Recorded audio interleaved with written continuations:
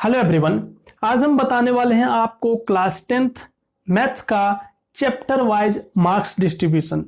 Chapter wise जब आप marks distribution जान लोगे तो यहाँ से आपको ये बेनिफिट होगा कि आपको ये पता चलते जाएगा कि आपने कितने मार्क्स का फिनिश किए हैं और कितने मार्क्स आपका बचा हुआ है। दूसरी चीज कि आपको ये भी पता चलेगा साथ साथ में कि कौन सा चैप्टर है जिसमें ज्यादा पढ़ने से कम मार्क्स मिल रहा है और किसमें कम पढ़ने से ज्यादा मार्क्स मिल रहा है। जब आपको मार्क्स पता होगा तो आप डिसाइड कर पाओगे कि इसको हमको पहले पढ़ना चाहिए जिससे कम मेहनत में हम ज्यादा मार्क्स ला सकते हैं, और इसको हमको बाद में चीजों को थोड़ा सा पढ़ना चाहिए।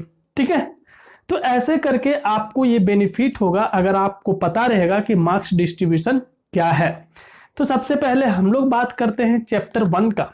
चैप्टर 1 जो है वो 6 मार्क्स फिक्स आता है वहां से। ठीक है, बट आपको बता दें कि पिछले 3 सालों से फिक्स आ रहा है 6 मार्क्स। कहां से? चैप्टर 1 से।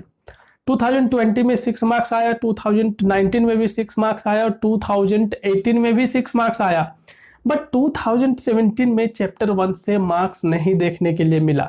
तो कभी कभी ऐसा होता है, इन रेयरेस्ट केस, बट जनरली आपको मार्क्स देखने के लिए मिल जाता है चैप्टर वाइज। ठीक है, और 6 मार्क्स में आपको किस टाइप के क्वेश्चंस पूछे गए थे? तो 2020 में जो मार्क्स पूछा गया था, एक क्वेश्चन 1 मार्क्स का, एक क्वेश्चन 2 मार्क्स का, एक क्वेश्चन 3 मार्क्स का। 2019 में जो पूछा गया था 1 क्वेश्चन 1 मार्क्स, एक क्वेश्चन 2 मार्क्स, एक क्वेश्चन 3 मार्क्स। और 2018 में जो पूछा गया था 2 क्वेश्चन 1 मार्क्स का, एक क्वेश्चन 4 मार्क्स का। तो ऐसा पैटर्न होता है। जनरली आप यही माइंड में रखें, 1 2 3, 1 मार्क्स 2 मार्क्स 3 मार्क्स का क्वेश्चन पूछा जाएगा। अब बात करते हैं हम लोग चैप्टर नंबर 2 में। देखो, चैप्टर नंबर 2 जो है वहां पे आपको 5 मार्क्स का जनरली पूछा जाता है। वहां पे हम +-1 बोलेंगे। +1 बोलने का मतलब पहले आप समझ लो कि हो सकता है 5 से 1 कम भी हो जाए, 5 से 1 ज्यादा भी हो जाए। मीन्स 5 से कम होकर 4 भी पूछा जा सकता है, और 5 से ज्यादा होगा तो 6 भी पूछा जा सकता है। तो जब भी +-1 हम बोले, इट मीन्स 1 में भी नीचे, 1 में भी ऊपर। समझ गए आप? तो ये हो गया चैप्टर नंबर 2 पॉलिनोमियल। अब बात करते हैं चैप्टर नंबर 3 का, जो है लीनियर इक्वेशन। यहां से भी आपको 5 मार्क्स +-1 पूछा जाता है। ठीक है, और नेक्स्ट जो है क्वाड्रेटिक इक्वेशन, यहां से भी सेम 5 मार्क्स +-1। और लास्ट है, इस अलजेब्रा का लास्ट टॉपिक है अर्थमेटिक प्रोग्रेशन। यहां से आपको 5 मार्क्स +-1 मीन्स टोटल अलजेब्रा से 20 मार्क्स पूछा जाता है, जिसमें से 5 मार्क्स जनरली पूछा जाता है एवरेज, क्योंकि सारा चैप्टर जो है वो एवरेज ही है। अब बात करते हैं चैप्टर नंबर 6 का। चैप्टर नंबर 6 में 7 मार्क्स +-1 पूछा जाता है, मीन्स 7 से एक ज्यादा भी और एक कम भी। और चैप्टर जो 7 है वहां से आपको जो मार्क्स पूछा जाता है वो पूछा जाता है 6 मार्क्स।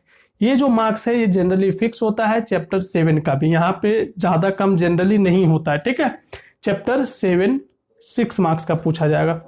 चैप्टर 8 और चैप्टर 9 जो है, देखो चैप्टर 8 इंट्रोडक्शन टू ट्रिगोनोमेट्री और चैप्टर 9 हाइट एंड डिस्टेंस, दोनों से 6 मार्क्स +-1 मीन्स चैप्टर 8 से भी 6 मार्क्स +-1, चैप्टर 9 से भी 6 मार्क्स +-1। यहां पे क्या होगा कि अगर चैप्टर 8 से मान लो 5 पूछता है तो चैप्टर 9 से 7 पूछेगा। अगर चैप्टर 8 से 7 पूछता है तो चैप्टर 9 से 5 पूछेगा, ऐसे होगा। ठीक है, अब बात करते हैं हम लोग चैप्टर नंबर 10 का। यहां से आपको पूछा जाएगा 4 मार्क्स का क्वेश्चन, 4 मार्क्स +-1। ठीक है, और चैप्टर 11 जो है यहां से भी आपको 4 मार्क्स +-1 पूछा जाएगा। अब बात करते हैं चैप्टर 12 का। चैप्टर 12 और 13 में क्या है, यहां देखो, चैप्टर 12 से 4 मार्क्स +-1, चैप्टर 13 से 6 मार्क्स +-1। अब अगर 12 में कम होगा तो वो कहां पे जाकर के एक्स्ट्रा होगा? 13 में एक्स्ट्रा हो जाएगा। ठीक है, 13 में कम होगा तो 12 में एक्स्ट्रा मार्क्स का पूछा जाएगा। तो अब हम लोग बात करते हैं 14 और 15 का। यहां पे क्या है, 14 जो है आपका स्टैटिस्टिक, यहां पे आपको 6 मार्क्स +-1, और लास्ट जो चैप्टर है प्रोबेबिलिटी, 5 मार्क्स +-1। अगर स्टैटिस्टिक में डिक्रीज होगा तो प्रोबेबिलिटी में इंक्रीज होगा, प्रोबेबिलिटी में डिक्रीज होगा तो स्टैटिस्टिक में इंक्रीज होगा। तो ये था आपका चैप्टर वाइज मार्क्स डिस्ट्रीब्यूशन। तो इससे आपको ये पता चल जाएगा कि आपको कौन से चैप्टर पहले करना चाहिए। बट एक चीज आपको बता दें, कभी कभी इन रेयरेस्ट केस ऐसा भी होता है कि सारा चीजों को डिस्टर्ब कर देता है। मीन्स कभी कभी कोई चैप्टर से क्वेश्चन ही नहीं पूछता है, किसी से बहुत ज्यादा पूछ लेता है। ऐसा हमेशा नहीं होता है, बट बहुत सारे केस में ऐसा होता है। तो आई होप चीजें आपको समझ में आया होगा। बट अभी भी अगर आपका कोई डाउट है, आप नीचे कमेंट बॉक्स में कमेंट कर सकते हैं, हम आपके कमेंट का रिप्लाई जरूर करेंगे। चलिए मिलते हैं आपसे नेक्स्ट वीडियो में।